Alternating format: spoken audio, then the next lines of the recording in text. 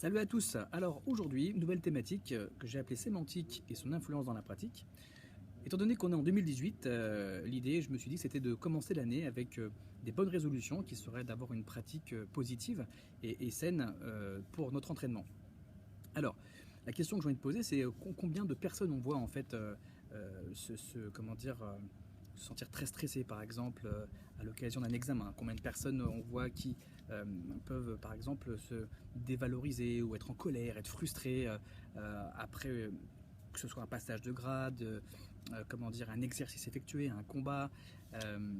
Et en fait, ce qui est intéressant dans tout ça, c'est de voir que il y a même des gens qui par rapport à ce qu'ils vont ressentir, vont même devoir se voir arrêter de faire leur discipline, par exemple. Alors, j'ai appelé ça sémantique. Pourquoi? Parce que c'est vrai qu'on oublie très souvent que la façon dont on emploie en fait les mots qu'on a choisis pour parler vont influencer notre psyché, notre façon de penser. Et forcément, si j'influence, comment dire, ma façon de penser, ben, je vais changer mes comportements, je vais changer aussi, donc du coup, mes attitudes et changer mes habitudes, et du coup je risque de me retrouver dans une position que j'ai pas forcément envie d'avoir ou de ressentir. Alors soyons plus clairs. Ici aujourd'hui l'idée c'est de comprendre deux choses. C'est comment j'aborde en fait ma discipline, par quoi je commence. J'ai plutôt l'impression que déjà il y a peut-être une question de priorité des besoins. Ça veut dire qu'il y a peut-être des gens qui font la confusion entre le besoin qu'ils vont retirer au niveau du sport et les besoins qu'ils vont par exemple retirer d'un travail ou peut-être d'une appartenance sociale, je ne sais pas. Alors si effectivement par exemple, prenons le cas du Krav Maga, puisque c'est ou du sport, si effectivement c'est notre métier, on en fait son métier, c'est un peu normal qu'on s'investisse d'une manière totale. Maintenant, pour la plupart des gens qui pratiquent cette discipline, ce n'est pas le cas. Et l'idée, c'est de le rappeler ou de se le rappeler, à savoir quels sont mes besoins déjà et quelle est la priorité que je donne ou quel rang je donne au besoin de faire du sport, au besoin de faire du Krav Maga lorsque je pratique. Et ça, c'est important parce que ça va vraiment pouvoir donner une idée et de voir un petit peu où on en est dans ce que l'on veut. C'est ce qui va aussi permettre d'avoir une pratique qui soit plus éclairée, on va dire, et donc plus saine pour le coup. Alors, l'idée c'est que si c'est donc un métier, je disais, bah forcément, un métier, on est dans la survie, ça veut dire que c'est ce qui va nous permettre de manger, etc. C'est normal de s'investir. Alors que si c'est un loisir, finalement, l'investissement peut pas être le même. Et ce qu'on va en retirer en général, c'est plutôt, voilà, un loisir, c'est du plaisir, de la joie, etc. Mais vous voyez bien que c'est pas toujours ce qui est ressenti, c'est pas toujours ce qui est vécu, et donc ça veut dire que l'investissement n'est pas le même. Donc déjà que la première chose, c'est de faire très attention à la confusion qu'on peut faire dans la priorité de nos besoins, et de vraiment hiérarchiser ça tout seul dans son coin. On va dire, on fait une petite introspection de 5 minutes, ça peut suffire des fois, et si c'est plus, alors c'est plus. Ça, c'est la première chose. Alors, ensuite, en général, ce qu'on observe, c'est que c'est vrai que les arts martiaux, c'est quand même une véritable opportunité de dépassement de soi. C'est aussi pour ça peut-être qu'on vient. C'est une opportunité de se connaître, une opportunité pour travailler ce qu'on appelle la maîtrise de soi. Et là, je vous renvoie à la vidéo que j'avais faite il y a un an. Et on parle souvent aussi donc de ce fameux combat contre soi-même. Et je ne sais pas si c'est toujours compris cette phrase-là. L'idée ici, c'est de se rappeler que, effectivement, lorsqu'on est dans un combat, que ce soit un combat sportif, on va dire de combat dur, que ce soit un exercice, que ce soit un passage de grade, on va être très souvent, on est accompagné de plein de limites, de plein de peurs, peur d'échouer, peur de réussir, peur d'être jugé, tout un tas de peurs en fait qui vont venir me submerger. Tout un tas de croyances aussi qui vont me dire que je n'y arriverai pas, ou je suis pas capable, ou je suis pas bon, je suis nul. Et peut-être aussi que, en tout cas, l'idée c'est de comprendre que ce fameux du coup combat contre soi-même, ce serait plutôt ce combat contre ses propres peurs, contre ses propres limites, contre ses propres croyances. Et c'est pourquoi en fait le seul adversaire, ce sera toujours nous-mêmes, quand bien même il y aura un adversaire face à nous, puisque c'est comment on va réagir à la fin. Alors, pour nous aider dans cette compréhension, on va dire plus éclairée de tout ça, j'ai volontairement choisi en fait trois mots, trois concepts, et on va partir du présupposé que la façon d'aborder en fait sa pratique ou une activité, on va dire tout simplement une activité de loisir, et ben il y aurait en fait 3 façons de le faire. Voilà le présupposé d'aujourd'hui. Première façon, ce serait en fait d'aborder ma discipline, mon activité physique, comme un jeu, ou alors comme un défi, et enfin comme une lutte. Quand je dis une lutte, c'est vraiment comme quand on dit voilà, lutter pour une cause, lutter pour sa vie, etc. Vous voyez, c'est quand même quelque chose de fort qui implique un sacré investissement. Alors du coup, si on regarde un petit peu ces mots, qu'est-ce que ça évoque en fait? Le jeu, moi je me suis amusé un petit peu là en vacances à faire une sorte d'échantillonnage à la hâte comme ça. Et puis j'ai posé plein de questions aux gens pour voir un peu ce qui ressortait. Et donc qu'est-ce que évoque en gros le mot jeu aux gens? Très souvent, ce que j'entends c'est bon bah plutôt le plaisir, le loisir, le partage. Et puis parfois ça va être aussi comment dire, c'est cool, mais ça peut être aussi le mot triche, ça peut être aussi les mots mauvais joueurs. Et tous ces petits mots-là sont intéressants parce qu'on peut imaginer que ça peut être des projections personnelles. Vous voyez, c'est pas forcément toujours positif, mais on va le voir par la suite. Mais en tout cas, de manière générale, ça reste ça. Pour le défi, les mots qui reviennent le plus souvent sont le mot pari, gagner, perdre, et puis cap ou pas cap. Pareil, les mots qui reviennent aussi parfois, c'est un moteur pour moi, par exemple. C'est génial, etc.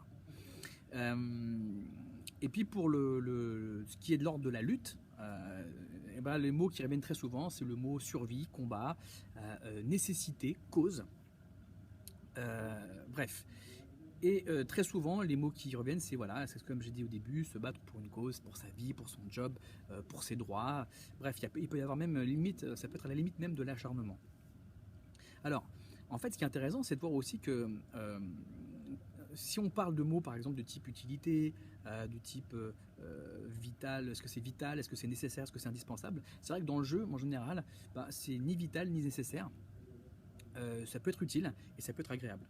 Au niveau du défi, bah, en général, c'est pas vital non plus, c'est pas forcément utile non plus. Cependant, ça peut être nécessaire si on a besoin, par exemple, je sais pas, de donner une image de soi pour les autres, pour soi-même. Et c'est pas forcément agréable non plus. Ça dépend comment on va le vivre aussi après.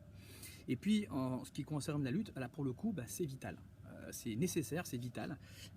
Et c'est ce qui fait vraiment une différence avec les 2 autres concepts.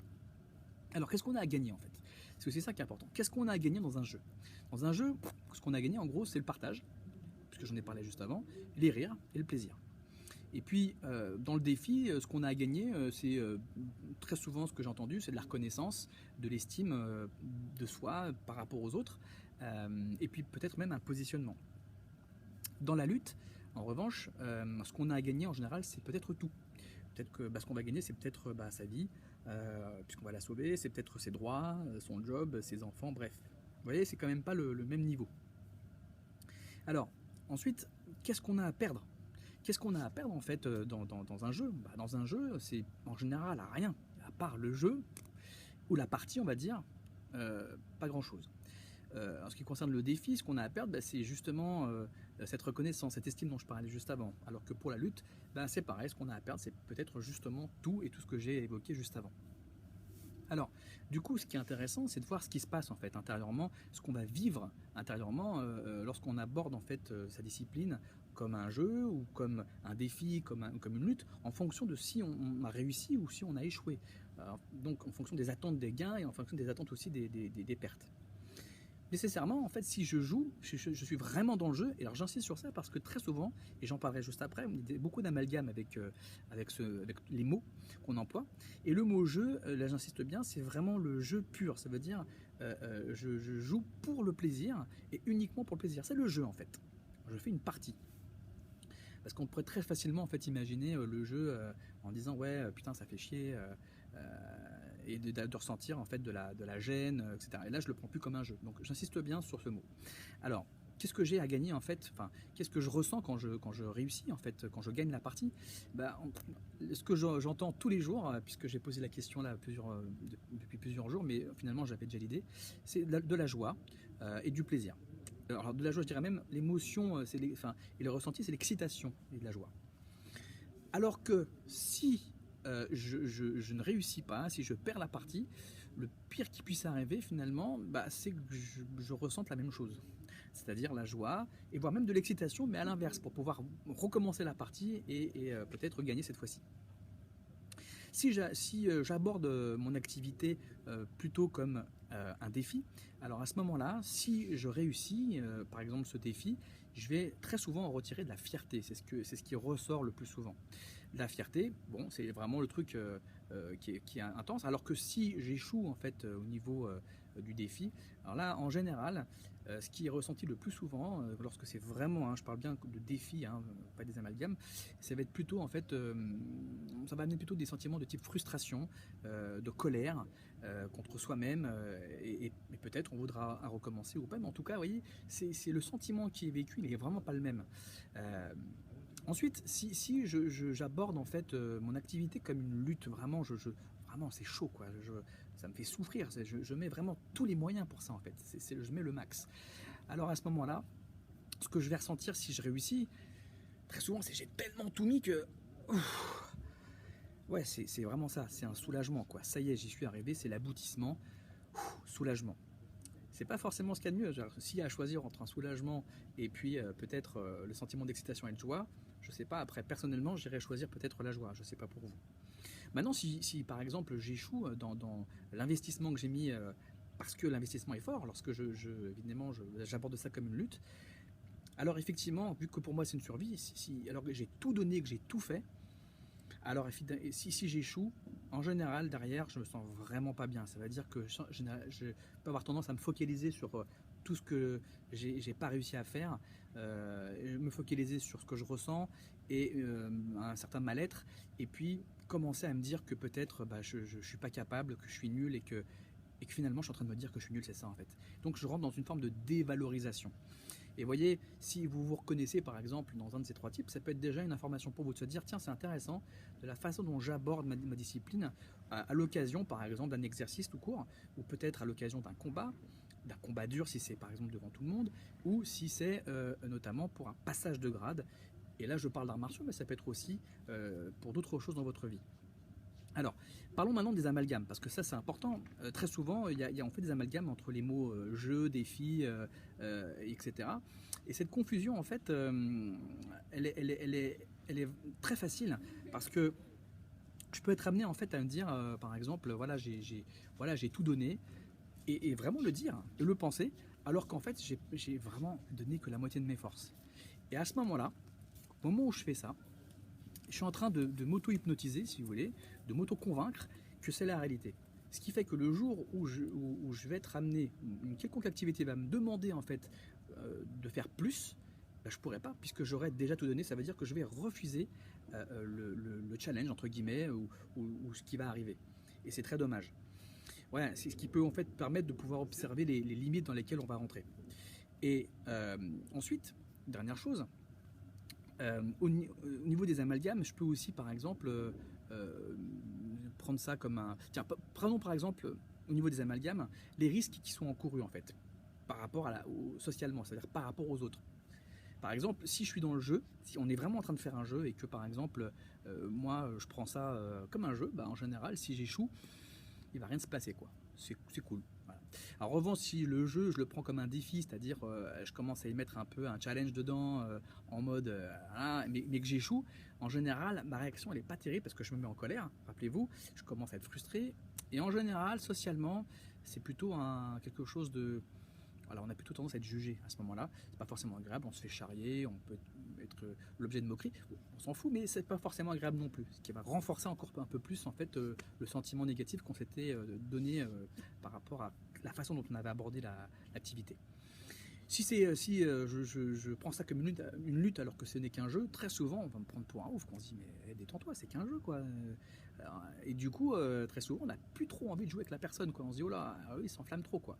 Et ça fait penser aux gens par exemple qui lors de combats sportifs, en l'entraînement, combat souple, ils y mettent leur vie quoi. Ils deviennent même dangereux pour les autres. Et en général, ils se font exclure parce que les gens ils ont plus envie de s'entraîner avec eux. Donc je vous laisse réfléchir à ça.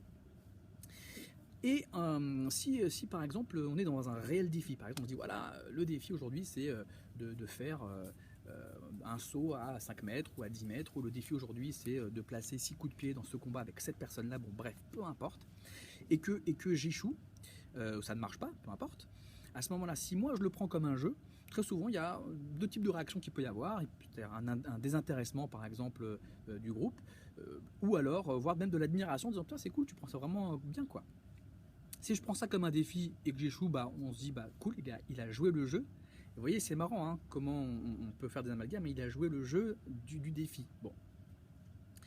Et en général, ça se passe plutôt bien. Et si je le prends comme une lutte, eh ben, je vais encore une fois me sentir comment bah, si je le prends comme une lutte et que j'échoue, rappelez-vous, bah, c'est très souvent, je me sens pas bien, j'ai un mal-être, je commence à me dire que je suis une merde, ou du moins à me sentir, peut-être même à pleurer pour certains, parce que j'ai déjà vu des personnes à un passage de grade qui échouent, qui se mettent à pleurer alors qu'ils pouvaient avoir plus de 30 ou 40, 50 ans, ça arrivait.